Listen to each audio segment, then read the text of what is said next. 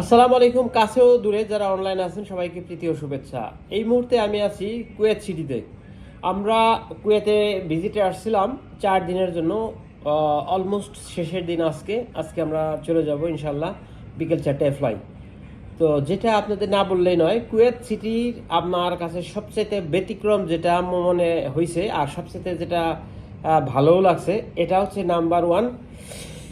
Kuwait city হচ্ছে আসলে Islamic একটা কালচারাল একটা কান্ট্রি, যেখানে আপনি যদি এখানে লং এক্সিবিটি থাকেন তাহলে কোনো না কোনোভাবে ধর্মীয় রীতিনীতিতে আপনি জড়িত থাকবেন।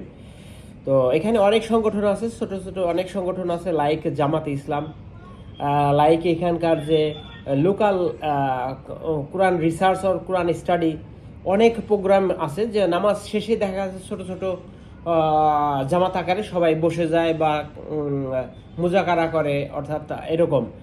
আর সবচেয়ে যে বিষয় আমার ভালো লাগছে যে মসজিদ গুলো অন্যরকম ডিফারেন্ট কোয়ালিটি। কারণ আমাদের দেশে সাধারণত মসজিদে সামনের কাতারে চেয়ার থাকলে অনেকে বিরূপ মন্তব্য করে, চেয়ারদেরকে সাইডে দেয়, পিছিয়ে দেওয়ার চেষ্টা করে, কিন্তু এখানে কিন্তু ব্যতিক্রম। কুয়েতে আপনি যদি আসেন তাহলে দেখবেন ম্যাক্সিমাম মসজিদেই মানে এই এক এক এক এক থেকে 1.5 ফিট চওড়া করে সোফা বানায় না, যেগুলো নাকি সামনের কাতারে কিছু দূরে দূরে এরকম দেওয়া আছে। কারণ যারা ওল্ডেস্ট মানুষ, আই মিন বৃদ্ধ যারা, তাদেরকে বসার জন্য এই জায়গাগুলো বানাই দিছে। এবং এদের সাথে আপনি হেলনা দেয়া কোরআন ও তেলাওয়াত যাতে করতে পারে, এই জন্য মসজিদে যাতে লং টাইম তারা সময় কাটাইতে পারে।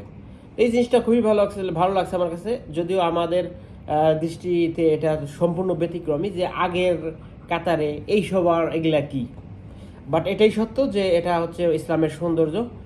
যারা বৃদ্ধ লোক এবং যারা ইয়ং যারা, তারাও বসতে পারে, তারা বসে নামাজ পড়তে পারে, নামাজ শেষে ওখানে বসতে পারে, কোরআন তেলাওয়াত করতে পারে, ট্যাক লাগায় আরাম করে বসতে পারে। তো এই জিনিসটা সম্পূর্ণ ব্যতিক্রম আমার কাছে লাগছে। আর এখানে আরেকটা বিষয় হচ্ছে যে আপনি যেই কোনো জায়গায় যত্রতত্র ক্যামেরা দিয়ে ভিডিও করতে পারবেন না। কারণ এখানকার মহিলারা খুবই মাইন্ডেড, তারা খুবই মানে মাইন্ড করে বিষয়গুলো। যেমন দুবাইয়ে খোলা আপনি এনিহোয়ার আপনি ক্যামেরা চালাইতে পারেন। এখানে আমি বড় শপিং মল, অর্থাৎ এটা হচ্ছে গ্র্যান্ড অ্যাভিনিউ, যেটা সবচেয়ে বড় মার্কেট। তো এখানে আমি ক্যামেরা চালাইতে গেছিলাম, এক মহিলা আমাকে এসে বলছে যে are you taking my face? I say no, I don't take your face. Okay, তো এরকম হচ্ছে ব্যাপার। তো আপনাকে অবশ্যই এগুলা